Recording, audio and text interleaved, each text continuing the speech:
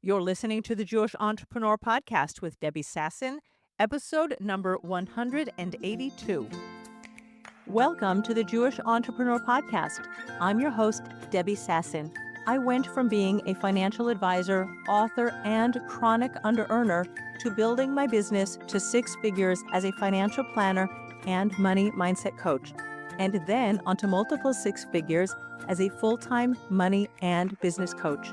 I help entrepreneurs create money-making businesses and build wealth using sales and money mindset strategies and in alignment with authentic Jewish values. Now, let's dive in to today's show. Hello, my friends, and welcome back to the podcast. I am really pumped about today's episode. I have to tell you the backstory to how this episode came about. You might recall that 2 or 3 months ago, I shared an episode with the amazing Asia Cohen. She is a convert to Judaism, and she has an athleisure wear company called Transcendent Active. And I was in the El Al Lounge in Ben Gurion Airport, and I had just shared that podcast episode with my audience. I sent it to my email subscribers, and I had posted it on social media. And we were literally getting called to board the airplane. And I get this DM on Instagram from someone that says, "Hi, I'm a friend of Asia's. I would love to be interviewed on your podcast." So I told Shoshana, I said, "Hey, I'm just getting on a plane. I'm going to the US and I'll look into it. Just send me your stuff by email." I gave her my email address and off I went on that 16-hour flight to Los Angeles. I got to LA. Of course, it's family, it's jet lag, it's all the things. It took me a while to get to my emails, but when I looked at Shoshana's links for her company, Cleo+Coco, I was literally obsessed. The colors, it's so clean, as you're going to hear about today. Shoshana launched a clean brand, a beauty brand from scratch because of her reactions being postpartum to, various additives and chemicals that were being put into deodorant in particular and other skincare products.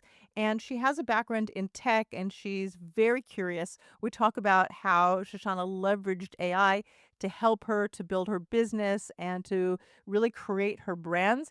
And she was so committed to finding the answers and really cooking up her products in her kitchen. And she has developed something absolutely stunning. As I'm recording this intro, Shoshana is actually in Israel and I'm in Israel. And I really hope in the next 2 weeks, while she's here, we can meet in person. We do seem to be missing each other. Like, if I'm in Jerusalem, I can't stop by, whatever. But I'll have to do a little follow-up on this episode to let you know if we actually did manage. It would be a shame to be so close and yet so far away. But I want you to listen to this journey. I think what really stuck out is, among other things, is Shoshana's deep belief in Hashem, in God, that he really helps you. And you're going to hear stories of literally miracles in our day. But it's also a story of grit and resilience and pushing on. And people don't talk about that. We talk about borrowing money and how scary it is when you're building your business to borrow money. And it is such a learning experience for all of us as we build our businesses through all the ups and downs that really underneath, when you see somebody out there shining bright on the internet, there is a lot of really hard work and late nights that go into it. And we don't hold anything back in this episode. And I know that you're going to enjoy it. So without further ado, welcome to the show, Shoshana. Hi, thank you so much for having me. Do you like to be called Susanna or Shoshana? I know you go by both names. What do you really prefer? My identity crisis. Right? So I actually, anytime somebody calls me Susanna, I'm still a little bit like, what? I go by Susanna professionally, but personally, and my family and friends all call me Shoshana. So it's still strange when I hear somebody, I guess, from the Jewish community calling me Susanna. Okay, so I'm going to call you Shoshana through the rest of the podcast, even though your little Zoom thing says Susanna and I might get confused. But no, but I'm only kidding. So I was so excited when you and I started speaking. And then it was serendipity that just after you and I had arranged this interview, I was in the United States and I was hiking and I saw your products in Whole Foods. So take us back to the beginning of Cleo and Coco and tell us why you started your business, because I think it's such a fabulous business model, and I just loved seeing you on the shelves before you got EMET in over Zoom. And that timing was perfect because it was probably the most exciting time of my Cleo and Coco career. And then that you were in Jackson Hole and took a picture of Cleo and Coco on the shelves, which is what I ask everybody to do wherever they are in the country is please go to Whole Foods and send me pictures of Cleo and Coco on your shelves. So that was really great timing. Thank I you. love it. You're welcome. Did you share it on social, by the way? Look where I am. I will. I will. I definitely will. I didn't know if you wanted to be tagged, but I will Yeah, now. tag me. I love it. It's all good. Free advertising. Let's go. Definitely. So I started Cleo and Coco about 5 years ago. I think the genesis was in my brain a few years before that. I went through many years. I got married and had my children later in my 30s, and I had back to back children. And thank God I was very, very happy. But it kind of with my last child, my body was very depleted, and I had to look at my health and look at the foods that I was eating. And I had always like eaten healthy and exercised, except for I guess those 10 years that I was like pregnant and nursing. There was just no energy left. So once I started to go back to really clean and healthy eating, I read everything, all the ingredients on everything that I use. So I was reading all the ingredients on products that I was putting into my body, and I started to read ingredients on products that I was putting onto my body. And there were just so many ingredients that were so unhealthy. And even during the time that I was pregnant and nursing, so a lot of these ingredients were not ingredients that I wanted to be putting on my body. I remember my mother telling me, you can't wear aluminum under your arms now that you're pregnant and nursing. And so I was always a big scent person. I mixed my own perfumes and I made my own scents. And anytime somebody would hug me, oh, you smell so good. What is that? And I said, well, it's my own little blend. And I would like even play with different oils and make sense. So first I stopped wearing aluminum under my arms and I was putting perfume under my arms instead. And then I started learning about there's alcohol in perfume and the synthetic fragrance can hide thousands and thousands of chemicals, chemicals that can lead to cancer, infertility, obesity, migraines, so many different diseases and health issues. And it masks your body's natural scent, and babies are very comforted by the natural scent of their mother. And when you put on perfume, not only are they inhaling all of those terrible chemicals, but you're masking your body's natural scent. So that's a long way around that I stopped wearing perfume. I just didn't smell good. And there Okay, we're were not gonna go there. That's TMI. Okay.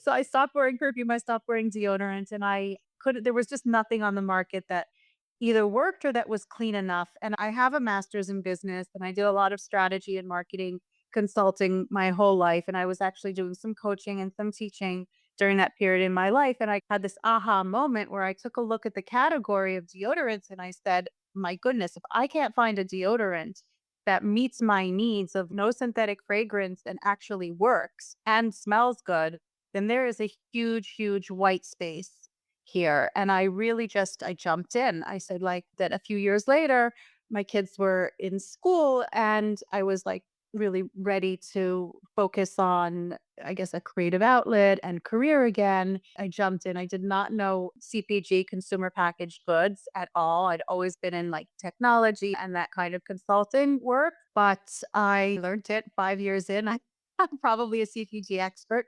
So I really jumped in about 5 years ago. I found the best natural products contract manufacturer, and we spent 2 years developing our formula, and we have today what we call, like, our Fab 5 odor fighting ingredients because we found because some natural deodorants work for some people and don't work for other people, and so we took all the best odor fighting ingredients, and we put them into one super formula so that our deodorants will work on every body every time.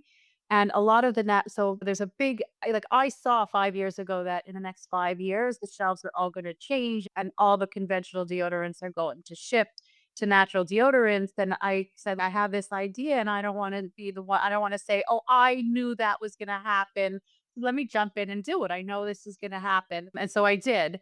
I jumped in and boy, I was really not prepared for the ride So we're gonna get to that I that, but I just think that your whole, like, journey, your whole aha moment about your body being depleted is really a turning point for so many women. And about a month ago, a little bit more, I had on the podcast a functional nutritionist. Interestingly, she was also in tech and she became a health and wellness coach because of her journey. So, was that something that you considered was going into health and wellness, or it was always because you have this love of fragrance and scents and odor, you're like, This is my thing"? It's a great question. I was doing a lot of business coaching Yeah, you were and a coach already, so it would kind of be a yeah, natural and sort of shift. teaching. So I thought about it. I actually didn't like the coaching model for myself. Oh, well, You know, thanks, but I said for myself. No, no, I said for myself. it's all I good, it's all personally good. didn't like the coaching model for myself. I would have had, if I wanted to make a career out of coaching, I would have needed a coach. So when I thought about where I wanted to be and what I wanted to be doing, it wasn't, I liked coaching, but I have a very good friend who became a health coach, but she went, there would have been more. I have a degree in social work, and that's why I combined my social work and my business for the coaching, but it wasn't really what I wanted to be doing. I was teaching, and I remember speaking to like the dean. I was teaching at Thoreau College, and I was speaking to the dean, and he said to me, like, Where do you see yourself in 5 years from now?" And I was like, "Oh, I want to be like a CEO of a multi-million-dollar company," but I had no idea how I was going to get there. I said, if I was going to really jump into something, that is really, I felt that we really live in a time that with technology, because when I was in business school, what, in the 80s, in the 90s, I don't even remember, but it was a long time ago. You're a We little didn't have younger it. than I am, so maybe it was the '90s. Right. I graduated 89 from high school. So yes, now I'll tell everybody Okay. my age. so so it was in the 90s. I was in It's college just in a the number, it's just a number, okay? I just had a birthday this week as we're recording, so I told my grandchildren that it was the other way around. So, my grandchildren think I'm 26. Now all my listeners know how old I really am. Okay. So when I was in college, we did not have this technology that we have today. And we couldn't, and I just look at it that you can learn so much, you can connect with so many people. And that's why there are so many new brands launching, because we just have between Shopify and social media and now AI. And in the last year, my business has been transformed through AI. So I really felt that when I started Cleo+Coco, I just felt that we can do things that we couldn't do when I was back in business school because of technology. And why not just try, And I think I also needed a creative outlet. I definitely had this vision for this brand. There was a white space on the shelves. And I just felt that whatever I didn't know how to do, it was just accessible and we can learn and you can build a network and everything else through how connected the world is and through technology. And that was, I guess, why I wanted to just jump in and why I had that idea of, well, it can be done. And I was blessed with business training. So let me try to do it. Great. I think that you just jumped in because so many people get stuck building a business plan, like multi-page business plans, and you had a business background, maybe you did build a business plan. But when I left my job at the government, I was working at the Bank of Israel, and I jumped in, and my husband was like, "I need a plan." So I made him like a rough plan, but really, we have no idea what it is going to take to build a business. Like, heads up, anybody out there who's listening, who's thinking about starting a business, it's gonna take so much more than you think. I mean, I don't know, there are people who maybe get a really lucky break, but I don't know, maybe they inherit a business from their parents or something like that. But even then, as you said, tech is changing the landscape for so many people. So even outdated business models are gonna need to be upgraded probably like every 3 weeks the way AI is developing at the moment. So tell us a little bit about once you jumped in. I know we talked about your lucky break during Corona and then how you even started shifting from that. Tell us a little bit about what it's taking from you in terms of your personal development, your spiritual development, resilience. What's going on your business journey? I mean, if you ask the founder, it looks like we just reached a tremendous milestone. We launched in Whole Foods Market, and that was obviously the goal from day one. I was creating a very, very clean product, better ingredients than anything on the market. I say we're like Tom's of Maine 2.0. Tom's of Maine products, they're just a little bit, the ingredients are and efficacy are just dated. And the first generation of natural deodorants that were not as the clean standards were not my level of clean. They were as high a standard as I thought they could have been. They were eliminating aluminum, which is a great first step because we shouldn't have aluminum on our bodies every single day in antiperspirant, and we shouldn't be blocking our sweat glands. And, none of that is healthy or good for us. But there's still, some of them are full of petroleum. Who wants to put gas under their arms? Oh, I'm Most of, gonna have to look at the right? ingredients. This is like a wake-up call for me. Oh my gosh. Yeah. Most of them are full of synthetic fragrance, and it's really just what I used to do: put perfume under your arm. So it's a perfume in a stick that you're putting on your under your arms to mask your odor. And so what we set out to do with Cleo+Coco was really solve the problem of body odor. So we use probiotics, which balances your microbiome under your arms, gets rid of the bad bacteria, which causes odor. We use mandelic acid, which also balances the pH levels under your arm. We use charcoal, which is like this magic ingredient that just pulls out impurities and eliminates odor and wetness. We have skin loving ingredients like chamomile and jojoba oil and cocoa butter. And then our scents are really heavenly. They're really incredible because I'm still a scent person, but they are not synthetic. They're just pure oils. And the difference between smelling something synthetic and smelling a natural therapeutic essential oil is night and day. I mean, you smell that oil and your head is cleared and you're uplifted and your mood shifts. And when you smell a synthetic fragrance, it's just the opposite. It smells good, but it's poison. So, so that's I have to say in a certain way, I don't know if this is a fair comparison, but it's the difference between eating, like, really good fruit and, like, baked goods that are made with sugar. I mean, I like really good quality chocolate, bittersweet, 85, 90%, I'm all for that. But the difference between certain homemade baked goods are maybe fine, but, like, there's a difference between, like, fruit, right? Those natural things, those natural candies that God put into the world, and something that we have manufactured in a bakery, even the best bakeries, but there's a difference. You feel the difference, you taste the difference. yes. Another example is like a sugar substitute, aspartame or any of the, What what's about the the other one that stevias and the monk fruit and things like stevia, that? Stevia? and monk fruit. So if you do like Whole30 or and go like really really clean eating and no sugar and no sugar substitutes and no processed foods, for you clean your palate, and the minute you taste a monk fruit, a stevia or anything, it you taste it so strongly. If somebody drinks Diet Coke every day, they don't taste it. It's just sweet to them. They don't taste the sugar substitute. But if you do a Whole30 and you cleanse your palate and you detox, I you're did that going once. to I did a Whole30 right. once. Yeah. You're gonna taste that so strongly and say, "Ew, this is a terrible synthetic taste." So, it's the same thing. If you detox from synthetic fragrances, the minute you're exposed to a synthetic fragrance, you're going to notice it and say, "Ew, this is horrible." But we're numb to it. We're desensitized, right? We're desensitized, exactly. I mean, I don't, like, eat sugar substitutes, I eat, like, I don't eat processed foods, and I eat really clean, so the minute I taste something that has monk fruit or stevia, it's really, really, like, unappeal to me. I taste it very much.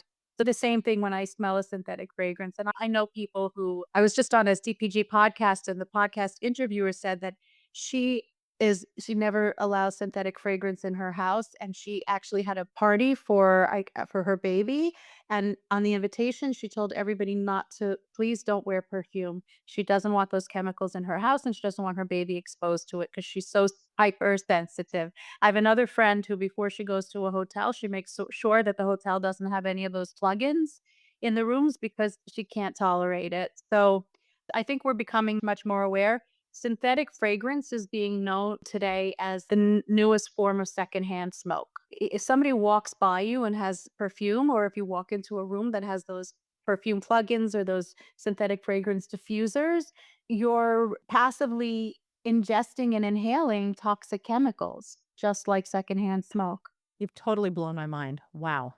I thought sitting was like this generation smoking, but I guess that's gonna be the next thing. We're all gonna get up and do our 10,000 steps, so we won't have that problem anymore.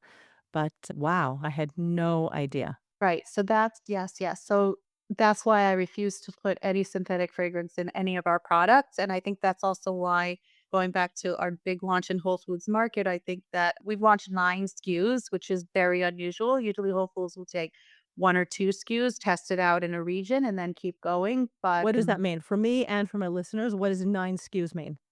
these 9 products. So I have 4 different deodorants in 4 different scents and 4 different I have a deodorant powder as well in 4 scents, and we have a magnesium spray.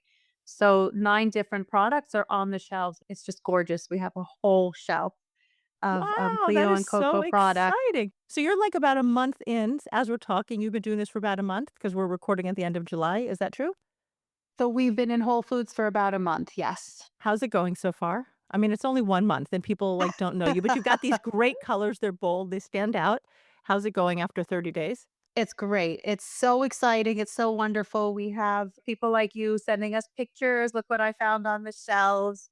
As much as possible, wherever I go, I try to find the Whole Foods store where I'm traveling to. And so I've gone to all the New York and Northern New Jersey stores. And I was just in Miami. So I went to some of the Miami stores. My son was in Colorado. So he went to the Boulder store. I sent my aunt to the store in Denver. So we're just like getting pictures of and visiting all the stores. And all of the associates are super excited to see the products. Some of them, they email us and say, tell us more. Whole Foods has been an incredible partner from day one. It is really, really wonderful. I think that they really believe our values are very well aligned and they see that Cleo and Coco is filling a very big white space in this category. So they've been just a wonderful partner to us. They featured us for their store associates in the newsletter. Cleo and Coco even got a loan through Whole Foods Market because it is extremely expensive to do a launch like I've just done. Extremely expensive. Shaking your boots a little bit over that? Yeah, well, CPG is definitely a very, very interesting business model, different than any other business model because it's just very expensive. You're always you have to have a lot of inventory and a lot more inventory than you do sell. So whatever I sold in the last 6 months, I have to be ordering double that inventory. So it's very expensive to launch into retail. There's a lot of like fill fee, slotting fees, and a lot of it's very much almost like a pay to play business model when you're working in grocery, and it's just you get there, but the beginning, like the stage that we're in, it's just very cash intense upfront. Once you have the momentum 1 or 2 years in, it balances out. But it's So I want to ask you about this cash intense, right? Because I love that you use the pay to play because there is that expression that if you want to make money, you need to invest money. It takes money to make money. And so many of the people that I work with, even maybe people who listen to the podcast, are in businesses like a coaching business where we're in services and there are no upfront products. And a few years ago already, I recorded a podcast. It's called Debt Free Entitlement where people in service-based industries feel entitled that they don't need to take out loans in order to start their businesses. Like, they feel that they can just bootstrap it. And you're saying it's very cash intensive in the beginning, which anybody in a product business knows, right? If you have a brick and mortar, you have to rent a space. If you have a clothing store, if you have a grocery store, and as you said, you're in grocery, it takes money to get started. All the R&D that you put into it, right? That was a huge cash investment, time investment before you sold your first stick of deodorant. So, where did you get the courage to go into this business and borrow money? Because so many people are afraid to borrow money to grow their business. It is such a good question. So you look at it and you just met me. So it's like, wow, she launched her product and now she's in Whole Foods. But this has actually been over 5 years in the making. And it's really been step by step, little bit by little bit. You just don't go from 0 to 100 overnight. Some people, you do see one, sometimes those stories like Road Beauty those are very, very even the unicorns sometimes take 10, 20 years to build. You just learned about them last year, and that's why you think they became the unicorn. Exactly. I agree with you. Like, right? Like they were doing so much work, even your R&D, whatever you were cooking up in your kitchen and testing out on yourself, you had to go and buy all of the raw ingredients, the sugar, the flour, not sugar, not white flour, but whatever you were putting into your, the cocoa butter. You were investing and you probably will never get paid back for that because you probably weren't keeping it on your like an Excel sheet that, oh, today I went and bought some cocoa butter for I don't even know how much it costs, $5, $10, $100, whatever it costs. Like you didn't tally that up. Yes, yeah, 100%, definitely. Can I even put a price tag on the hours that I put into working and building this business, the hours and hours, and the value of the idea is I own the business. And so eventually it should be hugely successful and hugely profitable. And that's when the payback comes. So, what I'm doing is when you're asking about the cash, so it was bit by bit, step by step. So, when I first started, every time I spent even a few hundred or a few $1,000s, I really thought long and hard about it. And I thought, uh-oh, am I just like blowing our savings? I had a business background and training. So I understood the difference between a hobby and a business. I understood margins in building a product. So I made sure to price my product and work on the costing and everything else from the beginning so that I would have proper business model and proper margins built in. And learned a lot along the way and about consumer packaged goods in the category and what it costs to go into retail.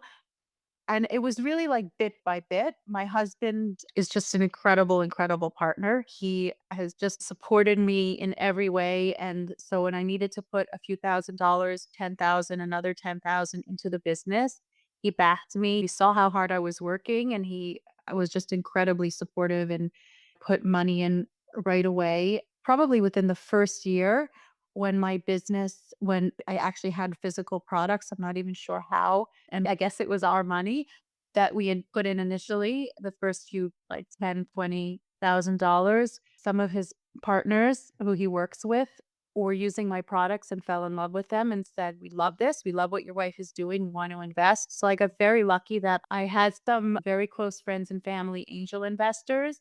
And it kind of in the very beginning, it snowballed. One person came, and then his brother-in-law came, and then the COO who works with them said, "What are you investing in?" "Oh, I want to be a part of this." And so I actually ended up getting a really nice chunk of investor money at the very beginning, which was incredible because I don't think I would be here today if it wasn't for that support and money that I got up front. And I wasn't, and most founders spend their first few years, well, their entire career fundraising, but usually you can't get off the ground without that fundraising. And I was just very fortunate that I didn't have to actively fundraise. They came to me and I guess they knew who we were. They knew our work ethic. They trusted us and believed in us. And they had already sampled my products and thought they were fantastic. So that really launched me. From there, I was able to get proper packaging and invest in inventory, and at the same time that I had some cash in the bank, I auditioned for QVC's The Big Find, and QVC is like the largest retail chain in the world. It's a TV platform where you sell. Many, many brands got their start on QVC. So, and like we were just finding I was still just finding my way, and I was just you go everywhere and you apply everywhere and you go to every show and you talk to everybody and you figure out like throwing a lot of spaghetti on the ceiling, like what's going to stick, what's going to work, and that was just part of the learning process. So when I went to the big find, I got the golden ticket, which I still have here.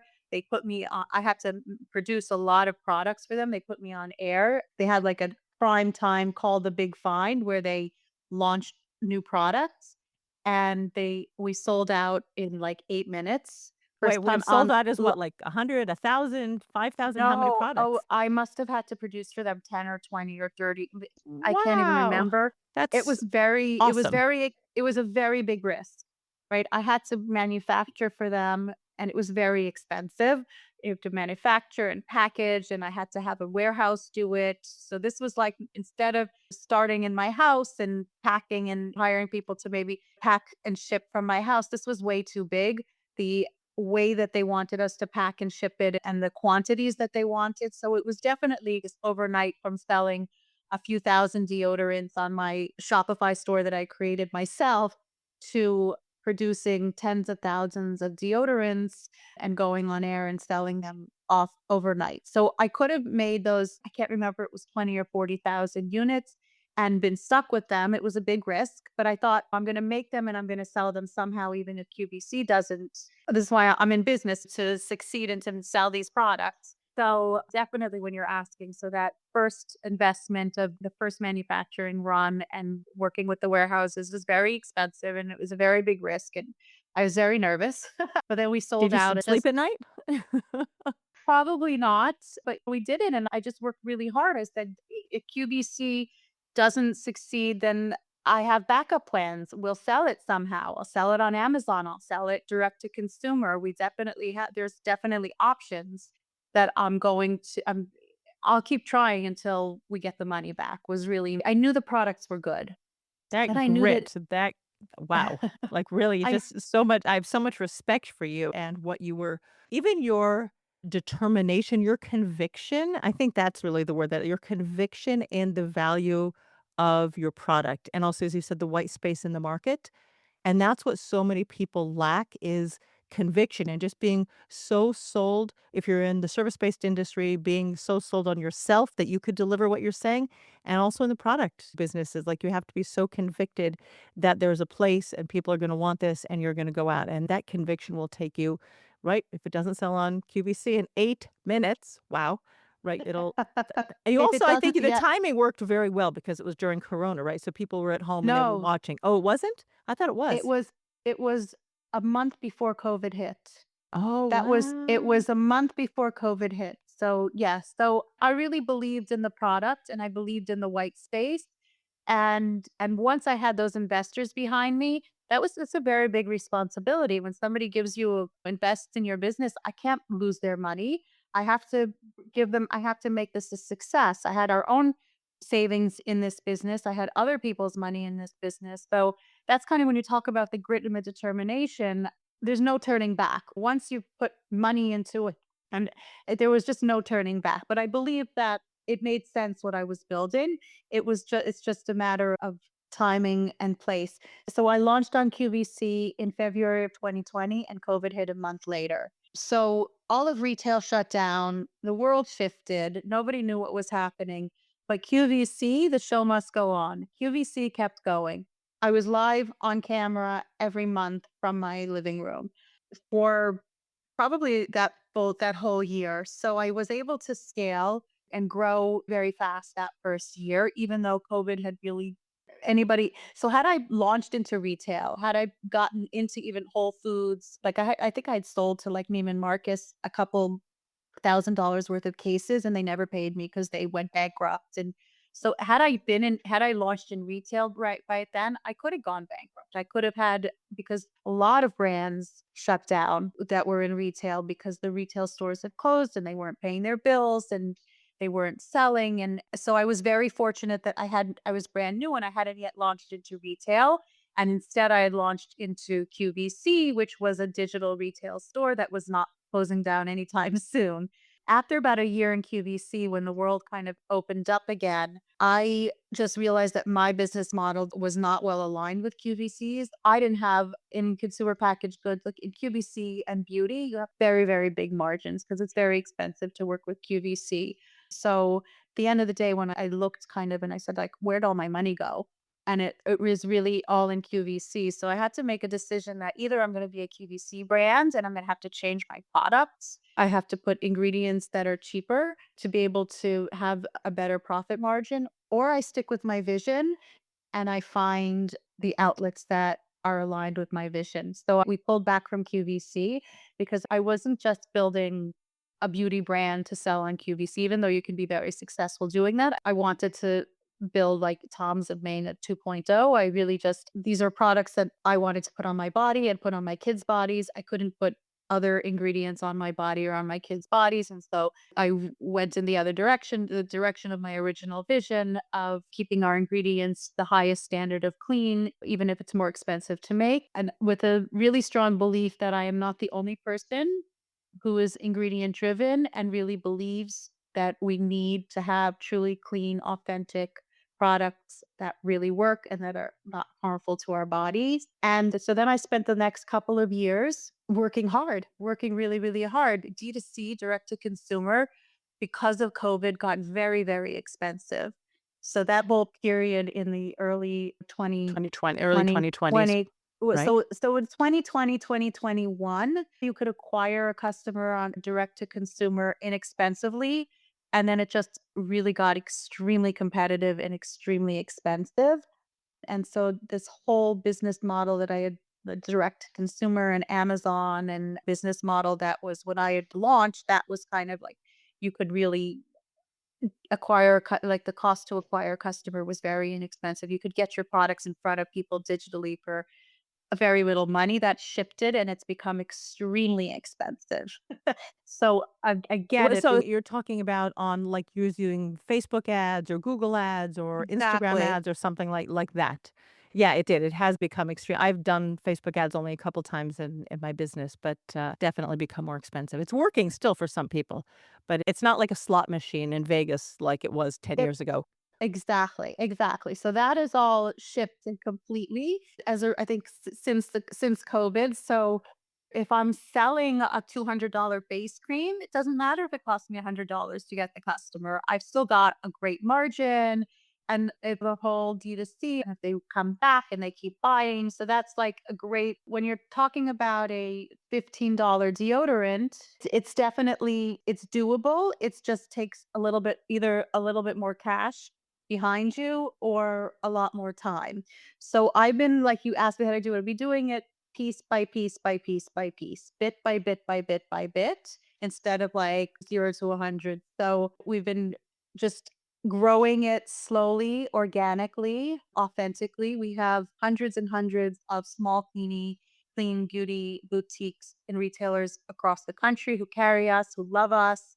We have a very high repeat purchase rate because once a customer finds Cleo+Coco, say, "Oh, you solved my problem," and they just keep coming back. We have before Whole Foods, we have partners like Thrive Market and Grove Market and even Vitacost. These are like the digital clean beauty stores that most people will go to because they trust. There's a store called Beauty Heroes who's been carrying Cleo+Coco from the beginning, and they really, really vet their ingredients and only carry the products with the highest ingredient standards. And then Whole What about Foods, in Israel? Do we have your products yet in Israel? You need an outlet. I need an outlet. I'm happy to I would love, love, love to sell my products in Israel. I get your products when I come to visit and definitely would love to sell it. I don't know if definite yeah, if you know of any retail stores that want to carry us, happy You'll be here to next work month, with right? them. I'll Yes. have to like put my thinking cap on because I would love to see it. But does Amazon ship your products here? We can get some. Or So does Amazon sell your products? Because Whole Foods yes. is owned by Yes, yes, Amazon. we were on Amazon from the very beginning. That's very important. Amazon is probably one of the biggest places people will shop for deodorants and personal care. So we've been on Amazon and have a strong Amazon presence from the beginning. And now that with Whole Foods, so Amazon will ship our products probably anywhere. I don't know if they're shipping it to Israel or if you want to include it with other products I'll that have you're to go having and look. shipped. But But you're yes, coming next month, yes, so I'll see you in person. yeah, And your yes. brother-in-law and we're members of the same shul synagogue. So, you and I are connected. There's always just one step of people knowing each other in Jewish geography. So, are you gonna be in Definitely. the neighborhood? I don't know. No, my brother-in-law's they're actually going to be traveling while we're there. So I don't Oh, know if I'm okay. coming out to your neighborhood, but I'm I'll in come visit you. Jerusalem. You come visit me. I'll come visit you. So tell us before we wrap up, because and I love the fact that you even mentioned that you had given product to Neiman Marcus, they went bankrupt, you didn't get paid. Like we all have those sunk costs. We all have those business disasters, fires, whatever. I was even speaking with one of my clients right before we started this, and she has a branch of her business that she said it was never my dream business. And I said, well, very matter of factly, we can shut it down. Right, we all have sunk costs in our business, right? It's just a tax write-off, that's all it is, right? Nothing bigger than that.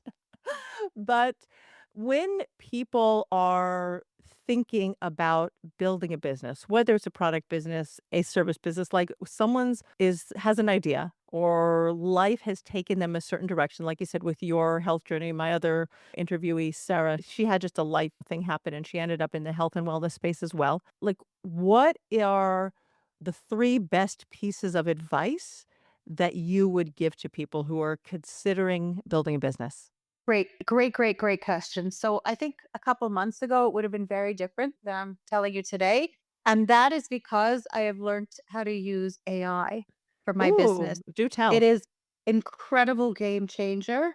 So the more you use it, the more it gets to know you and your business and who you are. And so it just gets better and better.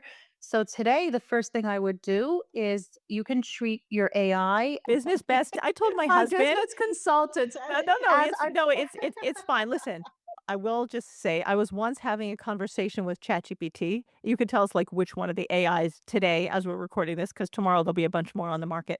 First of all, I needed to write a letter to a client and I wanted it to come out in a certain way. And I was writing all the things, and ChatGPT says to me, "Are you getting defensive?"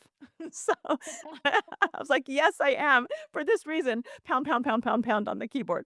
But I told my husband, I said, like, it's my business bestie. I still have a business coach, and I very much believe in business coaching because our fears, our emotions, our like being defensive when a client drives you nuts. I love all my clients. If you're a client listening, I love you very much, really. But I can brainstorm. It's such a wonderful tool for brainstorming all the muck that I have in my brain. Yes. Right? I can just put it out there. Even today, I was like, had a half finished email and I said to ChatGPT, I said, give me 3 unexpected ways that you would write this email. So it gave me some ideas and I was like, oh, I liked version 1, which was much more aligned with my way of thinking. I still didn't take it. I can sniff out a ChatGPT email if you haven't humanified it, right? I can sniff it out and I just turn off very quickly. That's me personally, but I 100% agree that AI is a game changer and you can and just for the brainstorming, but I've heard there are like ways to even have like something, I think Notebook produced a podcast for you. Can you imagine if you and I weren't here and we had Notebook, we had little avatars that were like mini us's that were recording this podcast? Oh, I that's don't know how that scary. works. I don't know. So I've seen that. I've seen something like that. This whole and there's an influencer who's just an AI generator, and she that's scary. There's a lot of scary things about it as well. But you can just say, "Be my business consultant. I'm thinking of launching this type of business. As my business consultant, coach, how would you advise me? What are the first things I need to do? How much money do I need to do?" And you could say, "Design my day." What in my week and my month. And so you could definitely just go to ChatGPT and I could say, I'm thinking of launching an all natural line of deodorants. Tell me, what does that entail? What are the things that I'm going to need to do? What do I need to learn? How much money am I going to need? Where we're going to add on another line to her business. I did exactly this. Like, Yeah. and what about and in her neighborhood, I said, "Can you check out, are there any other things like this?" Because she has a local brick and mortar business, right? What's the competition like? And it is so effective. It saves you so much time, market research, Yes. amazing. Yes. Market research. So that could be like the first step for using it. And then find me 20 podcasts to listen to learn about this aspect of what do I need to learn? And then find me the articles to read and the podcasts to listen to so that I can learn this. It can just do so everything. And you just keep prompting and asking and going deeper and deeper and deeper. Even more so today than when I started my business 5 years ago. We have the tools to teach us and help us and do it. And it could say to you, this particular product isn't going to work because you could say, these are find me the costs. What's the selling price that I should sell it at? Is there enough margin? So help me tweak the product. I actually should do that. Help me But tweak has the has product. ChatGPT ever lied to you? Like, my husband's a scientist, and and ChatGPT has lied to him about science. He's like, "No, I don't think that's true." And then eventually it's like, "Oh, you're right. I'm sorry. I made a mistake." Yes. Yes. Because he's And smart. He's smarter. Like, he does have like a that lot of experience. So yeah, you have to That be is, careful.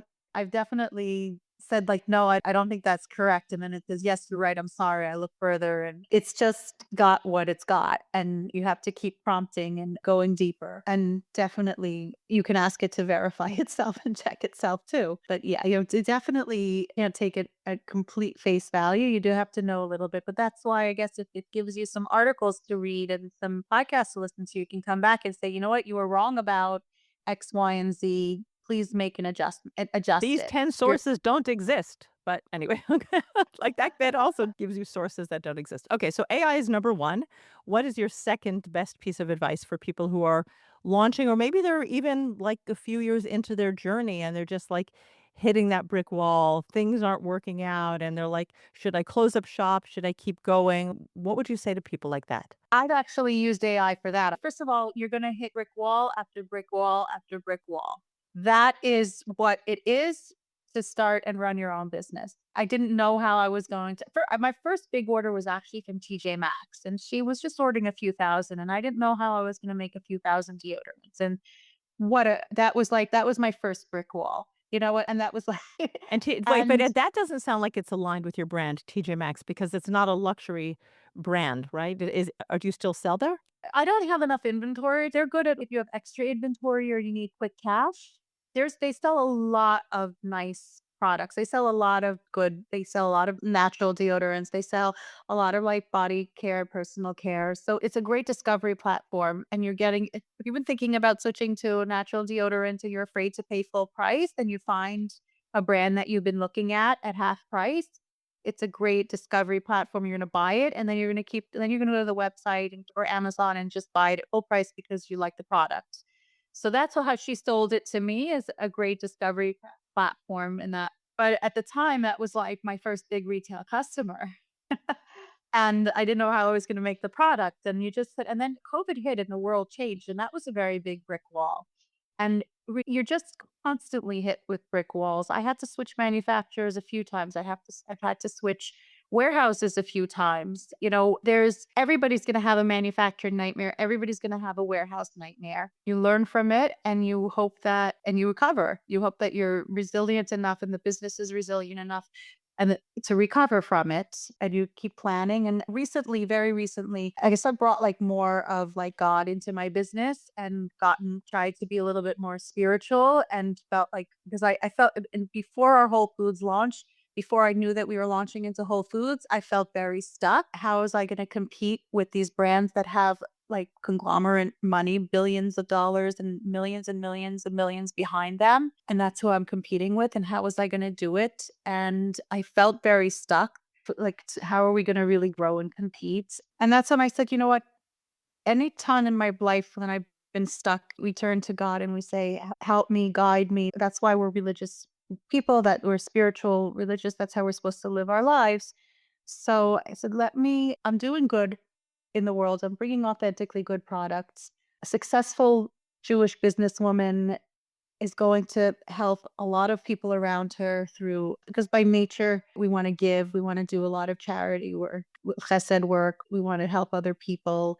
So we can control more of the tzedakah that's being given. So there's a lot. It should be it's a trickle down effect, especially within the world today.